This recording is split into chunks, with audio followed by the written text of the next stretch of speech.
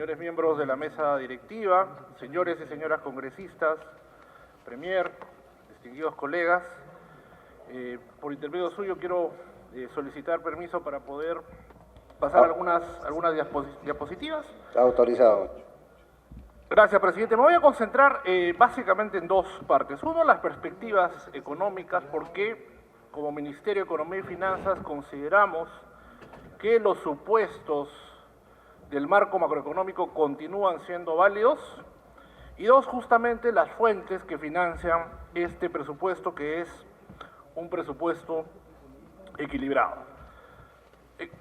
En el Ministerio de Economía y Finanzas hemos hecho un estudio de cuánto afecta al crecimiento las fuentes externas e internas. El estudio es contundente. El 58% de la variabilidad en la actividad económica del país se explica básicamente por factores externos. Somos una economía pequeña, una economía abierta al mundo, y en ese sentido lo que pasa afuera tiene un impacto relevante. Y el 42% se explica por factores básicamente de carácter interno. ¿Qué ha pasado en el último año? Ha habido una desaceleración de la economía global. Sin duda el motor externo no ha sido un motor que ha sido favorable para la economía peruana. Hemos enfrentado un contexto mundial de alta inflación y lenta convergencia de la inflación, que ha hecho que los bancos centrales del mundo mantengan las tasas de interés en niveles elevados. Entonces, a nivel internacional, la economía global no ha sido un factor que haya favorecido a nuestra economía. Y en lo que respecta a los factores internos, el año 2023 ha sido un año complejo, ha sido un año de muchos shocks de distinta naturaleza que han generado un enorme costo para el país. Nosotros, en el Ministerio de Economía, hemos estimado que estas pérdidas son alrededor de los 12.000 millones de soles. Hemos enfrentado, además de la conflictividad social, una serie de factores y fenómenos climatológicos que han tenido un impacto en sectores claves como la agricultura, la pesca, y en ese sentido se mantienen las condiciones climatológicas negativas. Sin embargo, han habido avances importantes en el 2023, que es importante mantenerlos de cara al presupuesto del 2024. Por ejemplo, se ha reducido significativamente la inflación.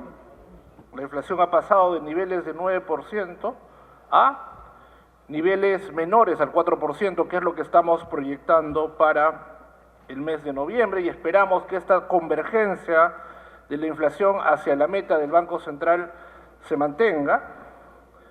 El riesgo país se ha mantenido estable. El Perú en el año 2023, y esto esperamos que se mantenga en el 2024, ha sido una de las economías con menor riesgo país, solamente después de Chile. Este es un factor importante. La economía peruana se ha mantenido resiliente, se ha mantenido fuerte a pesar de los shocks de alto impacto que hemos enfrentado, y como prueba de ello, a pesar del contexto complejo, las calificadoras de riesgo Fitch Rating y Moody's han mantenido la calificación crediticia de Perú, que sigue siendo el país de la región con la segunda mejor calificación crediticia después de Chile. Y la meta para el 2024 no solamente es mantener nuestra calificación, sino incluso mejorarla. Esta resiliencia se ha reflejado también en un tipo de cambio estable, menos volátil, y en términos fiscales algo importante. Es cierto, hemos invertido recursos para enfrentar la emergencia, pero también hemos podido acumular ahorros de cara al 2024. Por ejemplo, el Fondo de Estabilización Fiscal pasó de 1.506 millones de dólares a 3.200 millones de dólares. Estos recursos van a ser muy importantes de cara al fenómeno del Niño que vamos a enfrentar en el año 2024. Ha habido también una mejora en la confianza que se está materializando en elementos importantes de cara a la reactivación de nuestra economía. se han incrementado significativamente los anuncios de inversión, tanto minera como no minera, pero también se han adjudicado proyectos de infraestructura clave que van a avanzar y van a permitir que avancemos en el cierre de brechas. Solamente para mencionar, lo cual significa un logro importante este año, el total de adjudicaciones de inversión privada en infraestructura vía APPs o proyectos en activos se ha multiplicado por 24. Hemos pasado de 97 millones de dólares adjudicados en el 2022 a 2.300 millones de dólares en una serie de proyectos en el sector eléctrico, en el sector de telecomunicaciones y en el sector salud. Y de cara al 2024 la meta es acercarnos a los 8.000 millones de dólares de adjudicaciones. La confianza se está recuperando y esta recuperación se está reflejando en una materialización de, por ejemplo, más inversión privada. Y para el 2024 esperamos también que las medidas tomadas a lo largo de este año ha sido muy activo, hemos pedido 2 veces facultades para aprobar medidas que favorezcan la reactivación. Se han anunciado una serie de planes, justamente van a ayudar a que la economía recupere ese brillo y ese crecimiento. Y el plan Compunche Perú ha sido complementado por el Plan Unidos, que es un llamado a la unión, un llamado a la concertación, pero también busca darle un impulso significativo a los diferentes sectores productivos, al agro, a la pesca. Es un plan que permite apalancarnos en la minería, que busca acelerar la recuperación del turismo y sobre todo proteger la cadena de pagos, evitar que el contexto de caída de la producción afecte la capacidad financiera de las empresas. E incluye también una serie de intervenciones que van a tener un impacto importante en las familias y sobre todo van a ser claves en el proceso de recuperación de la inversión privada. Y todo esto lo hemos logrado manteniendo la estabilidad de las cuentas fiscales y el compromiso para el año 2024 es alcanzar un déficit de 2%, manteniendo la deuda en uno de los niveles más bajos de América Latina y yo diría del mundo. Esta proyección de crecimiento para el 2024, nosotros estimamos que entre el 2024 y el 2026 la economía peruana crecerá en promedio 3,1%. Este es un crecimiento, cuando se compara respecto a nuestros pares de la región, es un crecimiento, yo diría, moderado respecto a lo que necesitamos. La gran aspiración como país debe ser recuperar el 4, el 5 o el 6%, como ustedes pueden ver en la siguiente diapositiva, creciendo al 3% alcanzaríamos el nivel de ingreso per cápita de México en 16 años. Entonces necesitamos acelerar esa velocidad de crecimiento y como ha señalado el Premier, las prioridades de este gobierno materializadas en el presupuesto justamente apuntan también a fortalecer las cadenas productivas, a fortalecer una serie de sectores que ayuden a recuperar la velocidad de crecimiento.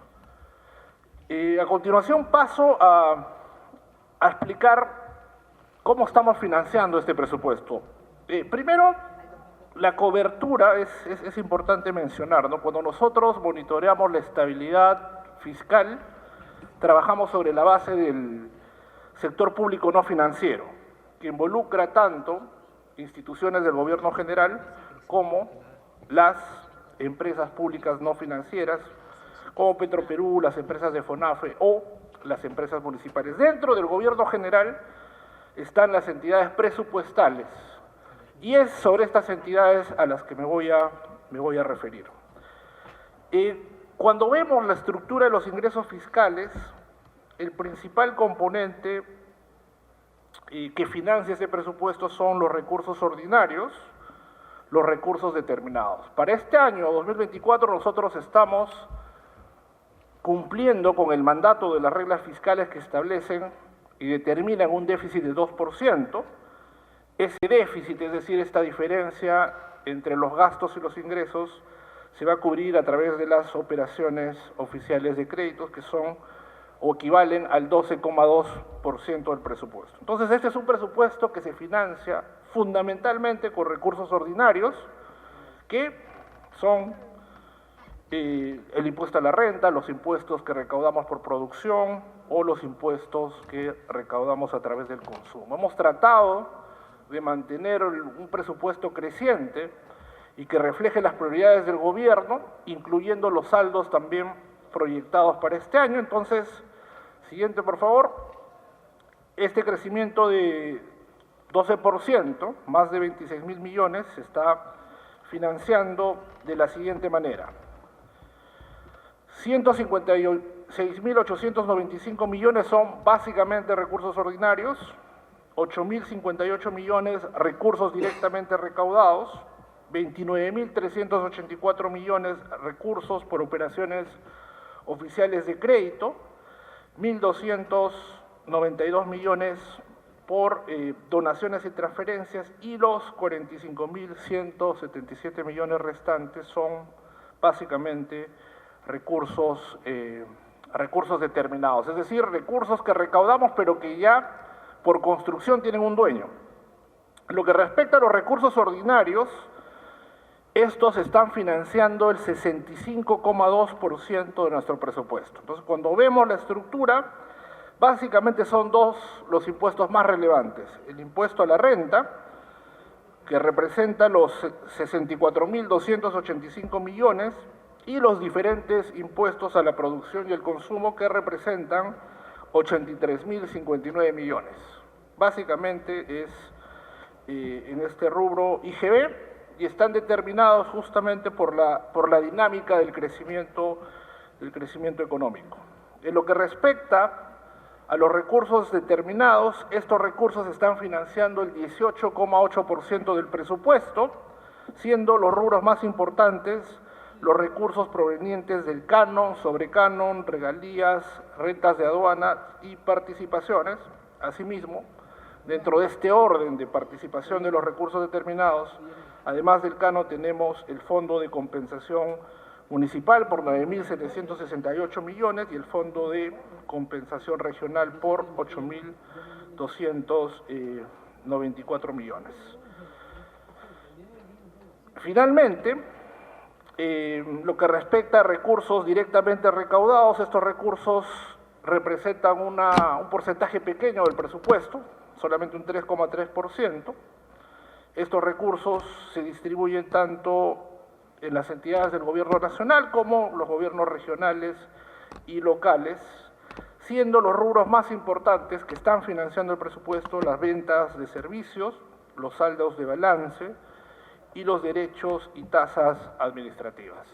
Para el año 2024 no vamos a tener los mismos inconvenientes del 2023 sobre el uso de los recursos directamente recaudados, porque estos ya se han corregido y se ha sustituido los recursos directamente recaudados por más recursos ordinarios. Finalmente, entonces, ya para resumir y mostrar la ley de equilibrio financiero, este es un presupuesto equilibrado, es un presupuesto que se basa en supuestos razonables, pero también se basa en una serie de medidas que hemos tomado, y como lo ha señalado el Premier, es el primer presupuesto de esta gestión, y lo que busca es generar un cambio en la tendencia, un cambio en esta tendencia inercial que apunte a resolver los problemas esenciales del ciudadano: más salud, más educación, más seguridad, pero también que impulse el crecimiento económico. Entonces, para terminar, de estos 26.000 millones de soles adicionales, las principales fuentes de financiamiento son los recursos ordinarios por 15.397 millones, los recursos directamente recaudados por 2.426 millones, me refiero al incremento que hace que el presupuesto se incremente 26.000 millones, 995 millones adicionales en donaciones y transferencias, 6.090 millones en recursos determinados y 1.107 millones adicionales por recursos provenientes de operaciones oficiales de crédito. Como Ministerio de Economía y Finanzas, bajo el mandato de la Presidenta y del Premier, seguiremos impulsando medidas, ejecutando el Plan Unidos e informando con transparencia. Aprovecho la ocasión, presidente, también para agradecer al presidente de la Comisión de Presupuestos, a su equipo, por haber trabajado en estos días y poder haber llegado a un consenso importante. Como lo ha dicho el Premier, han sido más las coincidencias que las diferencias y vamos a plantear algunas alternativas sobre estas 4 pequeñas diferencias. Repito, es un presupuesto histórico. Por primera vez estamos proponiendo una ruta de largo plazo hacia dónde deberían ir las remuneraciones. Yo creo que eso constituye un cambio clave. Estamos proponiendo también mejoras en la manera como se ejecuta la inversión pública y seguiremos avanzando en promover un crecimiento sostenible, un crecimiento sano, que permita atender las enormes brechas que tiene este país. Muchísimas gracias, presidente.